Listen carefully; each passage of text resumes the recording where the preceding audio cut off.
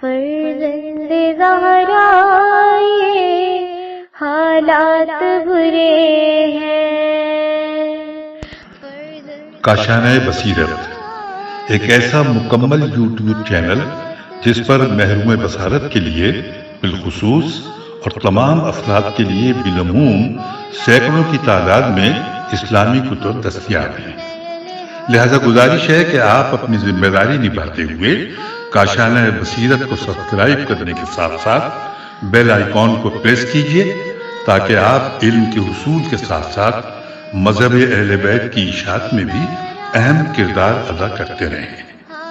کاشانہ بصیرت۔ فرزند زہرا یہ حالات برے ہیں۔ بسم اللہ الرحمن الرحیم۔ السلام علیکم۔ یہ کتاب آپ کے لیے کاشانہ بصیرت کی یوٹیوب چینل کی جانب سے ریکارڈ کی جا رہی ہے۔ نام کتاب اصلاح المجالس والمحافل، کتاب کے مصنف علامہ محمد حسین صاحب قبلہ نجفی۔ اب ہم کتاب کا پارٹ نمبر 4 پڑھیں گے، صفحہ نمبر 47۔ ہیڈنگ ہے اجالہ اشتباہ۔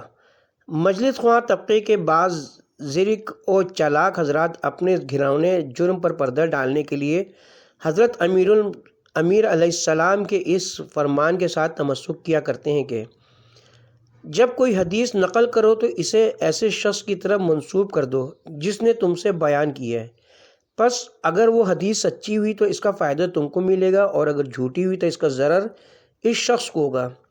اس طرح وہ بلا تحاشا ہر قسم و ناقص اور ہر قسم کے رد و یابس کے مجموعے کتب اور رسائل میں لکھے ہوئے واقعات کو بلا تعامل نسبت دے کر بیان کر دیتے ہیں، اور سمجھتے ہیں کہ اس فرمان کے تحت ان کا یہ طریقہ کار قانون شریعت کے مطابق ہے۔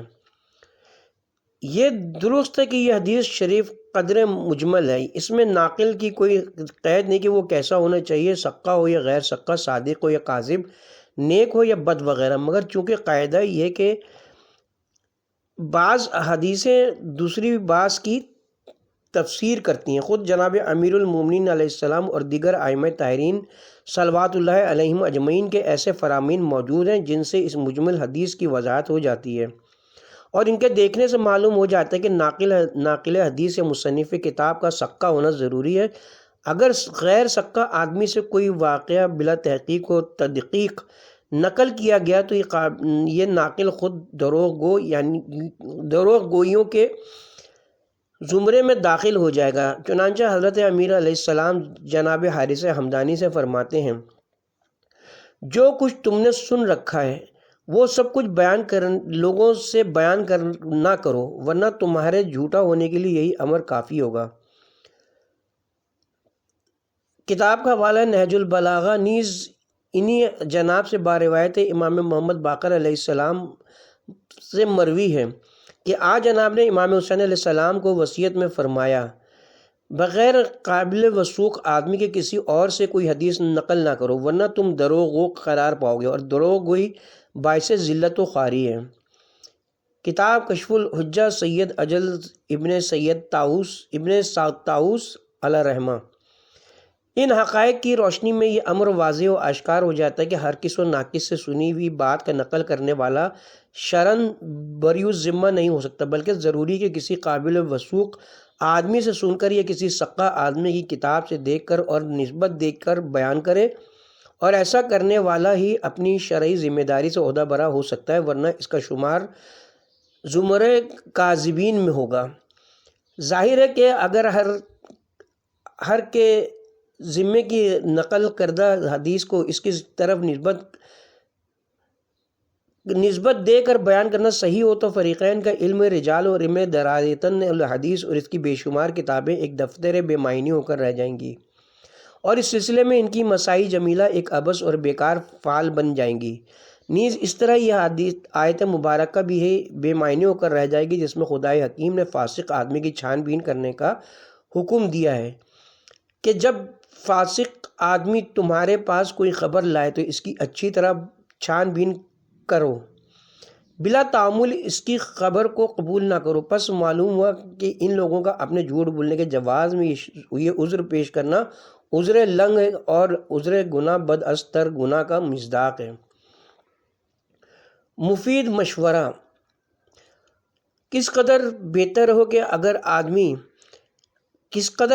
ہو کہ اگر مجلس خواہ گروہ کے وہ افراد جو کہ کتب علمیہ کا مطالعہ کرنے کی استعداد رکھتے ہیں وہ فضائل و مصائب کی کتب معتمدہ علیہ سے دیکھ کر روایتیں معتبرہ بیان کریں، اور جو حضرات اس قدر لیاقت نہیں رکھتے تو وہ جو فضائل و مصائب بیان کرنا چاہیں بیان کرنے سے پہلے کسی ذمہ دار اور محقق عالم دین سے ان کی تصحیح کرا لیں۔ اس طرح وہ اپنی شرعی تکلیف سے فارغ الذمہ بھی ہو جائیں گے اور انعقاد مجلس کے مقصد کی تکمیل بھی ہو جائے گی۔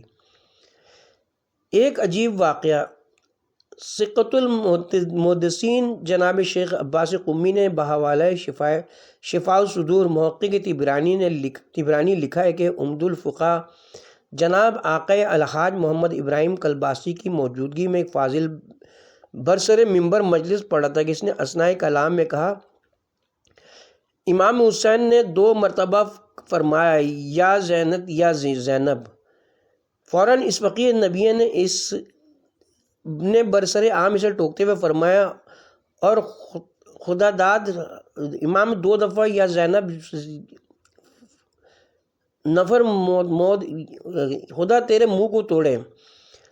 فوراً اس فقیہ نے برسر عام اسے ٹوکتے ہوئے فرمایا، خدا تیرے منہ کو توڑے۔ امام نے 2 بار نہیں کہا بلکہ 1 بار یا زینب فرمایا تھا۔ منتهى الاعمال جلد نمبر 1 صفحہ نمبر 470۔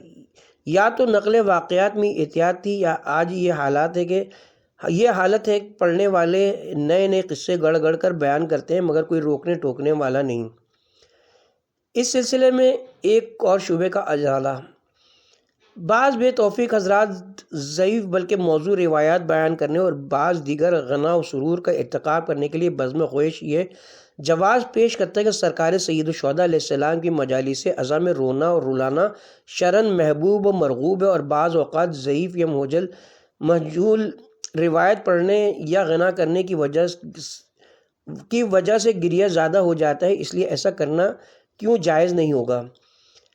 یہ شبہ بھی مثل سابقہ شبہ کے بالکل کمزور بلکہ اس سے بھی کمزور تر ہے اور عقل و دانش سے کوسوں دور ہے، کیونکہ اگر یہ تسلیم بھی کر لیا جائے کہ ان امور شینیہ کے بیان ارتکاب سے گریہ و بکا زیادہ ہوتا ہے تو یہ چونکہ اطاعت بامر ممنوع کے تحت آتا ہے، جیسا کہ صاحب جواہر الکلام نے ایسے ہی ایک شبے کے جواب میں فرمایا ہے، لہٰذا اس کے جواز کا سوال ہی پیدا نہیں ہوتا۔ ارباب عقل و دانش جانتے کہ اگرچہ سرکار شہید الشہداء یا دیگر ائمہ ہدیٰ کے مصائب و علام پر رونا یا ان کے فضائل و محامد کا بیان کرنا بہت بڑا فعل جمیل اور موجب ثواب جزیل امر ہے، لیکن پھر بھی ہے تو بہرحال مستحب اور کذب و افطرا اور غنا مسلمہ حرام ہے۔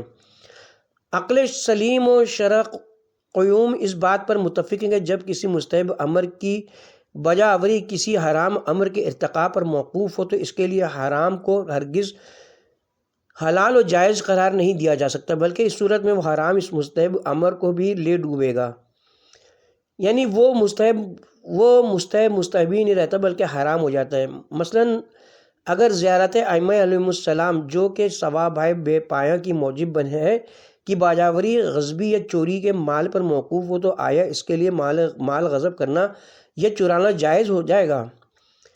5واں شاہد ہمارے مذکور بالا دعوے کی صداقت و حقانیت پر 5واں شاہد یہ کہ روزہ خواہ طبقے کے اکثر بلکہ تمام ذاکرین اور بعض مقررین بھی بلا تحاشا غنا و سرور کا استعمال کر کے جہاں مجالس کی حقیقی شان کو خراب کرتے ہیں وہاں اپنی آخرت بھی برباد کرتے ہیں، کیونکہ غنا و سرور کی حرمت اسلام کا اجماعی مسئلہ ہے، بلکہ ان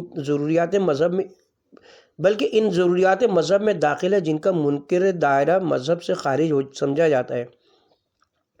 ہمارے علماء اعلام و فقہائے عظام نے اس امر کی تصریحات فرمائی ہیں، جبکہ چنانچہ عالم ربانی حضرت شیخ یوسف بحرانی ہدایت ناظرہ میں تحریر فرماتے ہیں، جہاں تک مجھے معلوم ہے غنا کی حرمت میں کوئی اختلاف نہیں ہے، اسی لیے فقیہ اعظم صاحب جواہر الکلام اس کی حرمت کے بارے میں رقم تراز ہے۔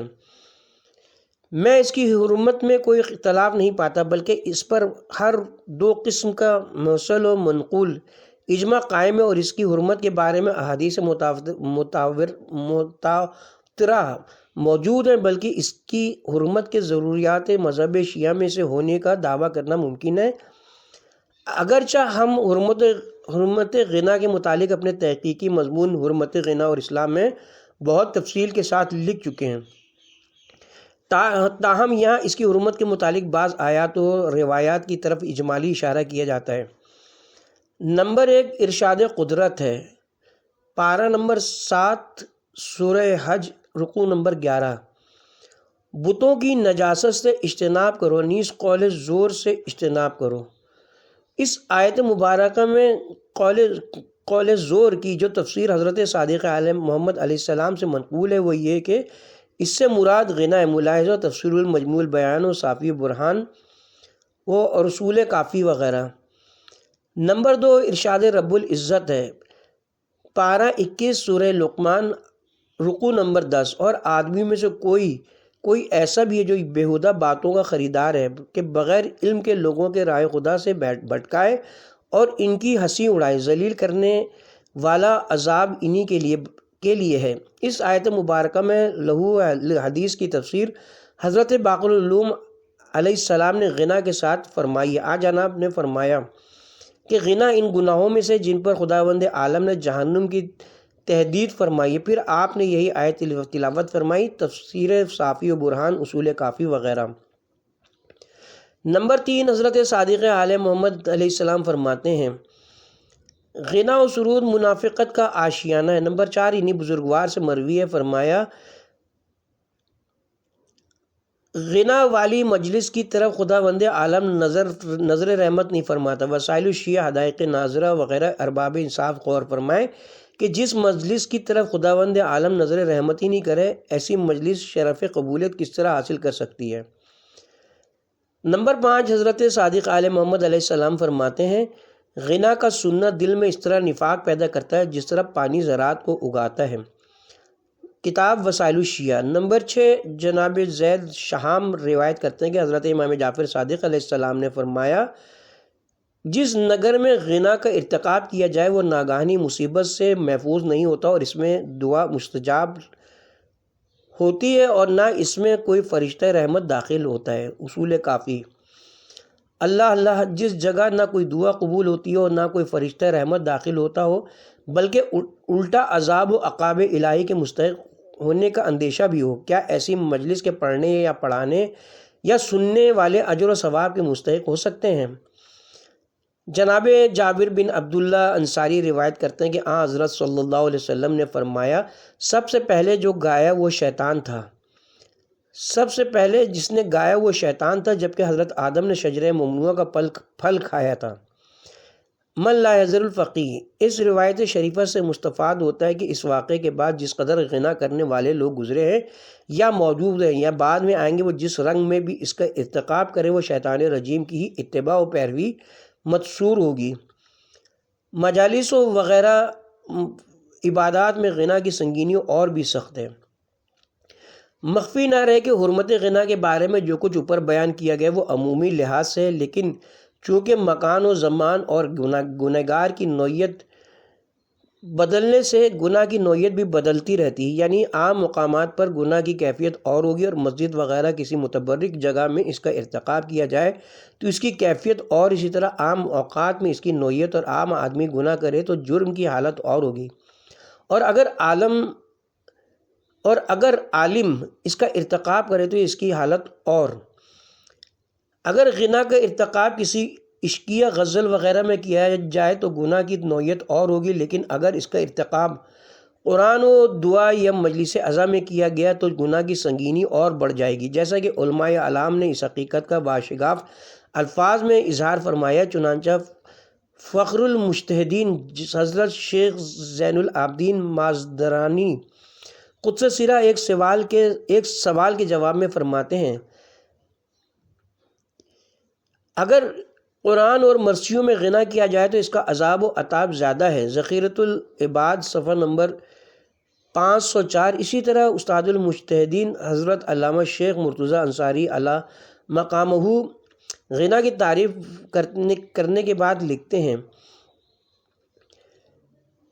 مقاصد شیخ انصاری صفحہ نمبر 37، یعنی مذکورہ بالا تعریف سے ظاہر ہے کہ یہاں پہ کتاب کا حاشیہ ہے، پہلے پڑھ لیتے ہیں۔ مخفی نہ رہے کہ غنا کی مختلف تعریفات کی گئیں، مگر علماء محققین مثل محقق قمی صاحب جامع شاعت، محقق بہرانی صاحب حدائق ناظرہ، محقق صاحب جواہر الکلام وغیرہ کا فیصلہ یہ ہے کہ غنا کی تعریف کرنا ایک فقیہ کا منصب و مقام نہیں ہے، بلکہ اس سلسلے میں اہل خبرہ یعنی گانے بجانے والے لوگوں کے عرف کی طرف رجوع کرنا چاہیے۔ وہ جس مخصوص آواز اور لب و لہجے کو غنا قرار دیں اسے غنا و سرور سمجھا جائے گا۔ اس امر کی مزید تحقیق ہمارے مفصل مضمون حرمت غنا اور اسلام میں دیکھی جائے، اور جن علماء کرام نے غنا کی تعریف میں علی سیب اللہر کی قید لگائی، اس سے مراد یہ کہ وہ لہوی آواز کے طور طریقے پر ہو، جیسے آج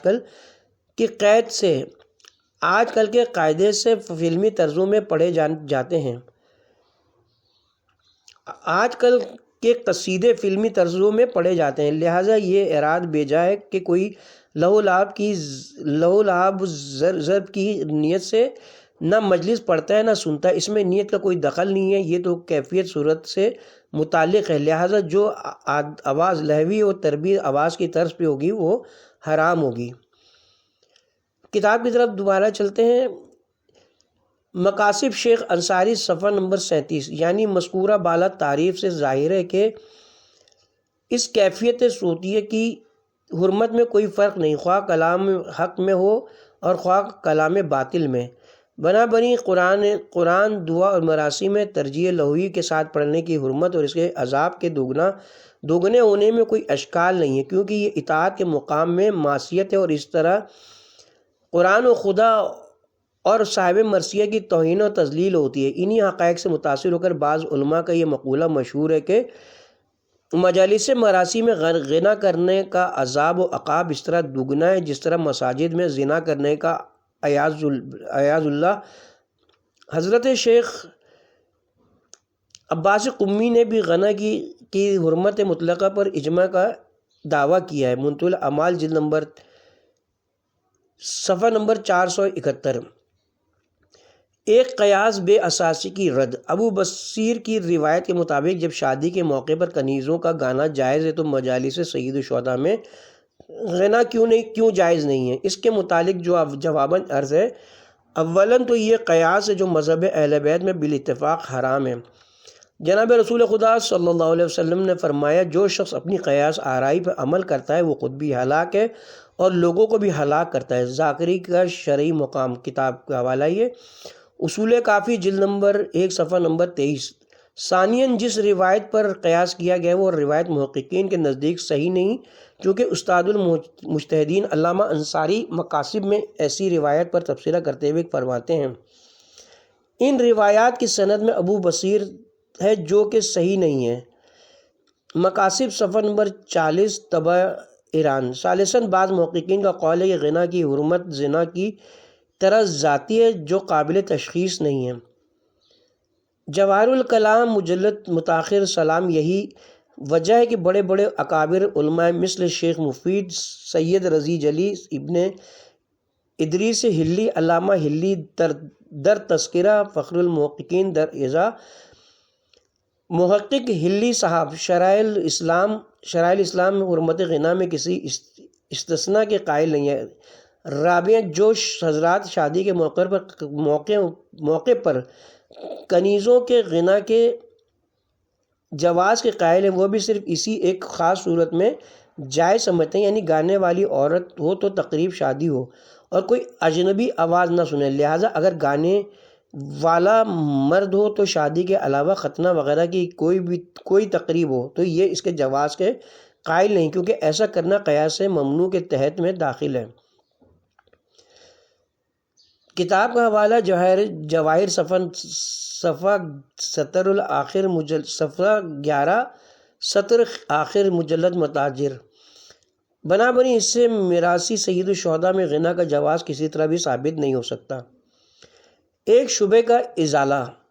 روایت میں ہے جو شخص قرآن مجید کو غنا سے نہیں پڑھتا وہ ہم سے نہیں ہے۔ اس سے معلوم ہو کہ غنا مطلقاً حرام نہیں ہے بلکہ قرآن میں جائز ہے۔ اس کے جواب میں عرض یہ ہے کہ اولاً تو یہ روایت بطریق اہل بیت مروی نہیں بلکہ اہل سنت کی ہے، اس لیے ہمارے لیے سند و حجت نہیں ہے۔ ہدایق جلد متاجر صفحہ نمبر 22۔ ثانیاً بنابر تسلیم اس کا وہ مطلب نہیں جو لیا جا رہا ہے بلکہ وہ مفہوم ہے جو علامہ تبریسی نے مقدمہ مجموع البیان جلد صفحہ نمبر 1 میں بیان فرمایا ہے۔ بعض علماء نے اس کی یہ تعویل فرمائی کہ اس سے مراد استغنا ہے، یعنی جس کے پاس علم قرآن ہو اور پھر بھی اپنے تئیں غنی نہ سمجھے وہ ہم سے نہیں ہے، مگر اکثر علماء اس کے قائل ہیں کہ اس سے مراد آواز کو خوبصورت اور غمناک بنانا ہے، لہذا غنا اور ہے، تحسین صوت و چیز دیگر ہے۔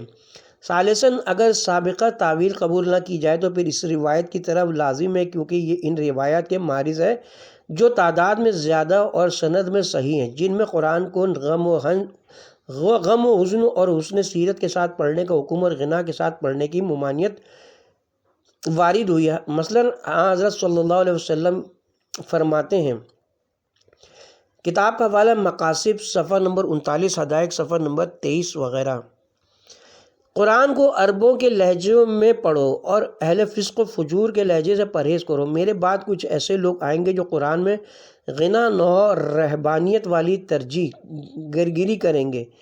قرآن ان کے گلے سے نیچے نہیں اترے گا اور ان کے دل ٹیڑھے ہوں گے، اور جن لوگوں کو ان کی یہ ادا پسند ہوگی ان کے دل بھی ٹیڑھے ہوں گے۔ اس روایت سے اصول کافی کی اس روایت کا مفہوم بھی واضح ہو گیا جس میں قرآن کے اندر ترجیح کا حکم دیا گیا ہے۔ اس سے مراد تحسین الصوت ہے، جیسا کہ خود اسی روایت کے اندر وارد ہے کہ خدا اچھی آواز کو دوست رکھتا ہے۔ غنا اور ہے اور اچھی آواز اور علمی اصطلاح میں ان کے درمیان عام خاص منوجہ کی نسبت ہے۔ بعض مبلغین ایڑی چوٹی کا زور صرف کر کے جناب آقائے دربندی مرحوم کا نام ڈھونڈ نکالنے میں کامیاب ہو گئے کہ مسجد الحسین میں غنا جائز ہے، اور اس سے حرمت غنا پر ہمارے دعوی اجماع کو غلط ثابت کرنے کی کوشش کی ہے۔ اگر ان کو فن اصول فقہ کی کتب پڑھنے کا اتفاق ہوتا تو ایسا بھونڈا اراد نہ کرتے۔ اولاً اجماع سے کسی معلوم النسب شخص کا خارج ہونا مضر نہیں ہے، ملاحظہ قوانین اصول، زوایت الاصول اور الفصول وغیرہ۔ ثانیاً سرکار آقائے دربندی کی علمی و عملی جلالت قدر کا ہمیں انکار نہیں، مگر جہاں تک تحقیق کا تعلق ہے اور بالخصوص واقع کربلا کے متعلق بلاخص اثار شہادہ لکھنے کے سلسلے میں اس مرحوم کو دور کا بھی واسطہ نہیں، جیسا کہ خود اس کتاب کے باخبر ناظرین پر یہ حقیقت پوشیدہ نہیں ہے۔ تفصیلات دیکھنے کے لیے شائقین حضرت محدث نوری مرحوم کی کتاب لؤلؤ والمرجان کا مطالعہ فرما کر اطمینان قلب حاصل کر سکتے ہیں، لہذا ان کی مخالفت باعث قد نہیں۔ لہذا حق بات وہی ہے جو ہم بعض علام کی زبانی نقل کر چکے ہیں کہ قرآن دعا اور مراثی سید الشہداء میں غنا کا عذاب و عقاب زیادہ ہے۔ انقلاب روزگار، یہ امر بھی نیرنگی روزگار کا شاہکار ہے کہ ہم جب کسی چیز کو حرام یا حلال ثابت کرنا چاہتے ہیں تو قانون شرع کے مطابق اس کی حلت یا حرمت پر قرآن اور سرکار محمد و آل محمد علیہم السلام کے فرمان سے دلائل پیش کرتے ہیں، اور ہمارے کرم فرما جب ہمارے خلاف خامہ سرائی فرماتے تو سعدی شیرازی اور ڈاکٹر اقبال کے اشعار سے حلت و حرمت کا ثبوت پیش کرتے ہیں۔ انا للہ و انا الیہ راجعون۔ بے شک جسے شک ہے وہ نصرت الذاکرین صفحہ نمبر 71 پر عنوان راگ حلال اور راگ حرام کا فرق، اور صفحہ نمبر 72 پر وہ اشعار بذیل عنوان سرود حلال سرود حرام دیکھ سکتا ہے۔ انقلابات ہیں زمانے کے، اس کمبخت غنا و سرود نے ہماری مجالس ازا کا بالکل رنگ ہی بدل دیا ہے۔ ایک غیر جانبدار شخص موجودہ مجالس کی کیفیت دیکھ کر یہ امتیاز نہیں کر سکتا کہ یہ قصیدہ پڑھا جا رہا ہے یا کوئی فلمی گانا گایا جا رہا ہے۔ انہی حالات سے متاثر ہو کر جناب مولانا سید محمد حسین صاحب مرحوم نے اپنے مجلہ عالیہ البرہان جلد 23 1944 میں ان مجالس کے متعلق لکھا تھا: ایک ناواقف شخص انہیں دیکھ یا سن کر یہ محسوس ہی نہیں کر سکتا کہ یہ مجلس ازا، یہ محفل سرود و نشاط ہے۔ جب ایک اچھا گانے والا اپنے فن کا عمدہ مظاہرہ کرتا ہے تو سامعین سے واہ واہ سبحان اللہ کا وہ شور مچتا ہے کہ چھتیں اڑنے لگتی ہیں۔ ایک ناواقف شخص باہر سے سننے والا اسے مجلس ازا تو کیا سمجھے گا، بلکہ وہ یہ سمجھتا ہے کہ کسی تھیٹر یا سینما کا تماشا، یا اگر بٹیر بازی کا شوقین ہے تو یہ سمجھے گا کہ بٹیرے لڑائے جا رہے ہیں، اور اگر وہ نیک منش انسان ہے تو اپنے حسن ظن کی بنا پر یہ خیال کرے گا کہ کوئی مشاعرہ ہے جس میں غزل خوانی ہو رہی ہے۔ حضرت مولانا کا یہ خیال آج سے تقریباً 24 سال پہلے کا ہے۔ آج حالات اس سے بھی زیادہ ابتر ہو چکے ہیں۔ خلاصہ یہ کہ آج کل مجالس کی کامیابی کا دار و مدار صرف 2 باتوں پر رہ گیا ہے: ابتدا میں مجلس کو گرم کرنے کے لیے خوب ہنسایا جائے، خواہ لغویات یا واہیات، قصے، کہانیاں اور لطیفہ، بلکہ کثیفہ گویاں کر کے صحیح، اور پھر فنی گریز اور مہارتی ایکٹنگ سے شرکائے مجلس کو خوب رلایا جائے اور حقیقی یا مصنوعی گریہ کا شور بلند کر دیا جائے، اگرچہ غلط اور من گھڑت روایت سے صحیح۔ اللہ بس باقی حویث کیا۔ مجلس ازا حسین علیہ السلام کی یہی شان ہے کہ عزاداروں اور سوگواروں کی یہی کیفیت ہوتی ہے۔ کیا اقوام عالم کے سامنے معصومین علیہم السلام کی سیرت و کردار پیش کرنے کا یہی طریقہ ہوتا ہے؟ کیا مذہبی عبادت اور رسوم کی ادائیگی کا یہی سلیقہ ہوتا ہے؟ ہم ان سوالوں کے جوابات کو ارباب عقل و انصاف کے عدل و دانش و بینش پر چھوڑتے ہیں۔ صلاح عام ہے یاران نقطہ داں کے لیے۔ ہم یہاں ارباب بسط و کشاد کی خدمت میں صرف اتنا عرض کریں گے: نہ سمجھو گے تو مٹ جاؤ گے اے مولا علی والو، تمہاری داستان تک بھی نہ ہوگی داستانوں میں۔ خلاصۃ المرام کا ہم چاہتے ہیں کہ مجالس ازا پڑھنے پڑھانے پر اجرت طے نہ کی جائے اور ان مجالس میں صحیح فضائل و مصائب اور معتبر روایات بیان کی جائیں۔ اس کا آسان طریقہ یہ کہ مستند کی کتب سے واقعات دے کر بیان کیے جائیں یا موسیقی علماء اعلام سے تصحیح کرا لی جائے۔ اور ہم آخری اور اہم اصلاح یہ چاہتے ہیں کہ غنا و سرود سے بیکلی اجتناب کیا جائے۔ ہاں، حسن صورت میں کوئی قباحت نہیں ہے۔ واقع کربلا پر ہماری تحقیقی کتاب سعادت الدارین فی مقتل الحسین عنقریب منظر عام پر آ رہی ہے۔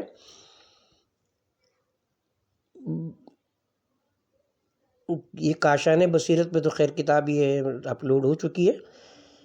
ہم نے اتمام حجت کی خاطر اس میں تمام مستند و معتبر واقعات کربلا درج کر دیے ہیں۔